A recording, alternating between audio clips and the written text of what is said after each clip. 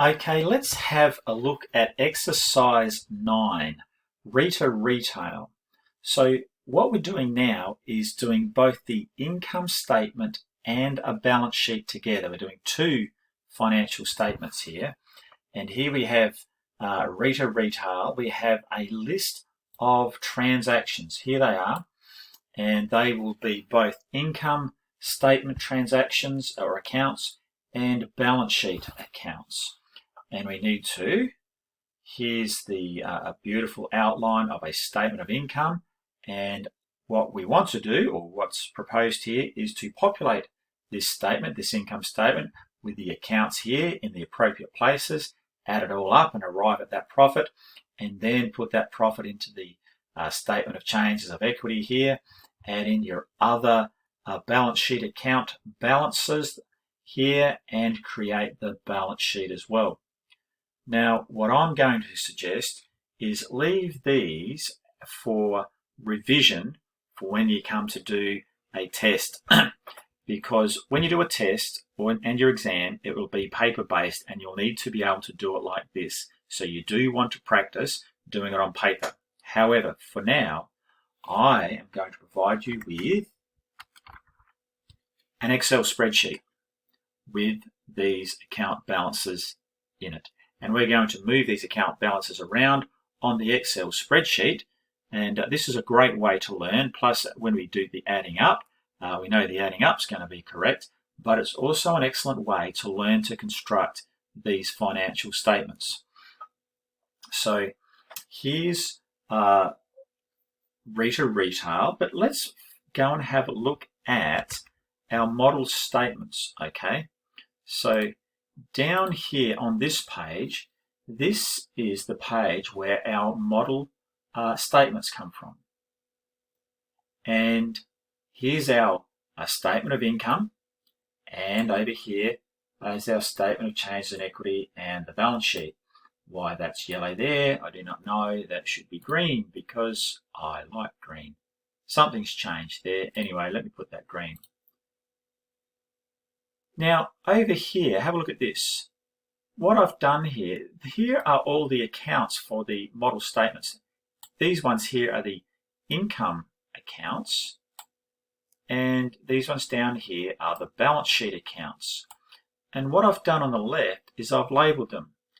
Now, instead of labelling these ones CA for current account, I've labelled them A-C for assets-current.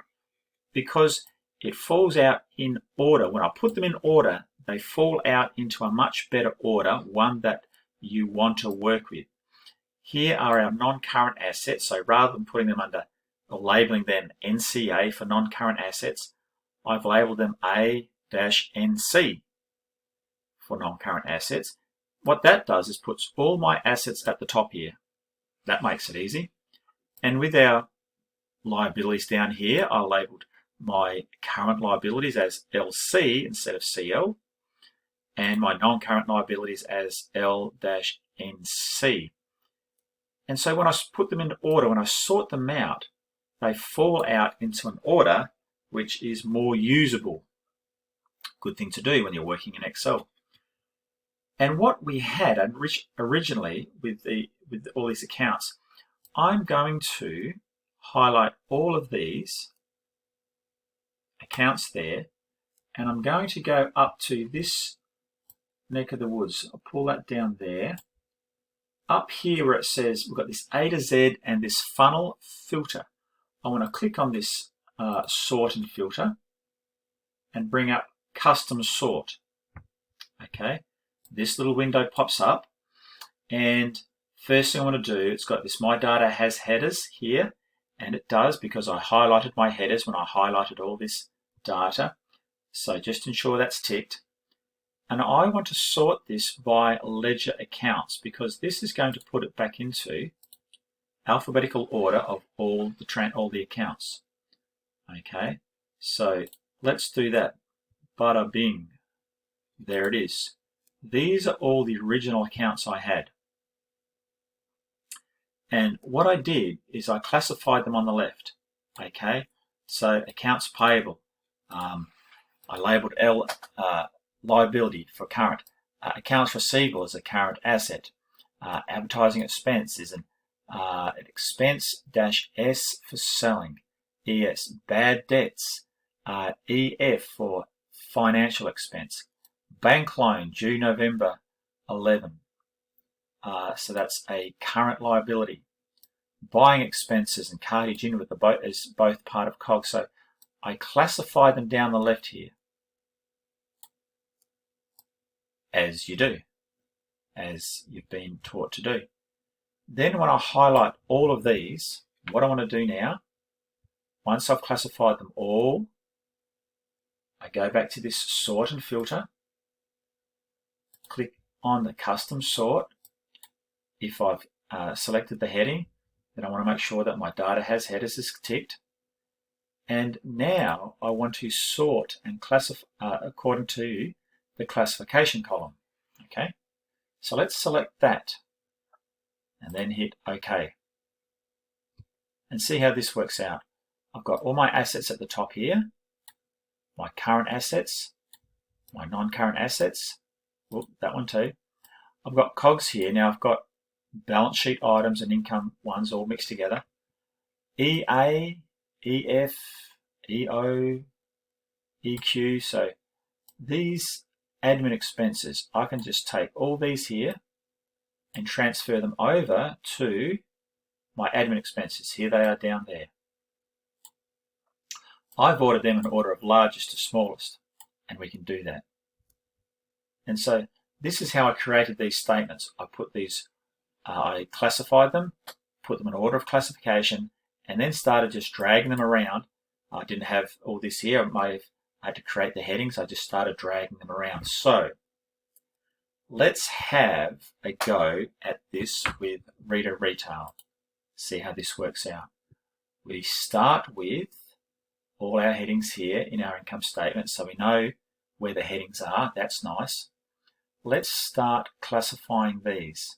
So advertising expense, those dashes are a bit of a pain in the butt to put in. So advertising expense, that is, it's a selling expense, isn't it? So I'm going to call it an ES for selling expense. Bank loan, that's over here. That's a non-current asset, non-current liability. So I'm going to call it an L, NC for non-current liability. Buying expenses, that's getting the goods in. That's part of your cost of goods sold. Let's put that under COGS. Cartage inwards, that's another COGS. Cartage outwards, that is a selling expense. So I'm going to put an ES for selling expense. Cash at bank, that's on the balance sheet, and that's a current asset. So I'm going to call it an AC for a current asset. Cash sales, that goes up here in your income statement. Cash sales, let's call it, let's just call it S, shall we, for sales. Could have called it R for revenues. No, it doesn't matter. Closing inventory, 30th of June. That item there would be in the cost of goods sold down here, wouldn't it? Thereabouts. So closing inventory, 30th of June, that's part of our COGS. Credit sales, that's another one of these sales up here. Let's just label that S for sales. Creditors. Creditors is in the balance sheet. That is a current liability. Down there it will go. So it's a liability, and I'll call LC for current liability. Debtors is a current asset. That'll be down here. Debtors, asset, current. Drawings. Drawings is part of our equity up here in the statement of changes in equity. So I'm going to call that an EQ for equity. Electricity expenses, that's going to be an admin expense down here. Let's call it an EA for admin expense. Interest expense, that'll be a finance expense. So let's call it a EF for finance expense. Land and building, that's a non-current asset. It's got an ANC for non-current asset. Opening capital, 1st of July. That'll be up here in the statement of changes in equity. Let's just call that EQ. Opening inventory. That's going to be the first entry, an account in our cost of goods sold, isn't it? So let's call it cost of goods sold. Purchase returns. Again, that'll be in our cost of goods sold. Purchases less purchase returns, part of the COGS. Purchase, of course, also COGS. Sales commission expense. It's an expense. Sales commission expense. That'll be a selling expense. Let's put it down there under ES for selling expense.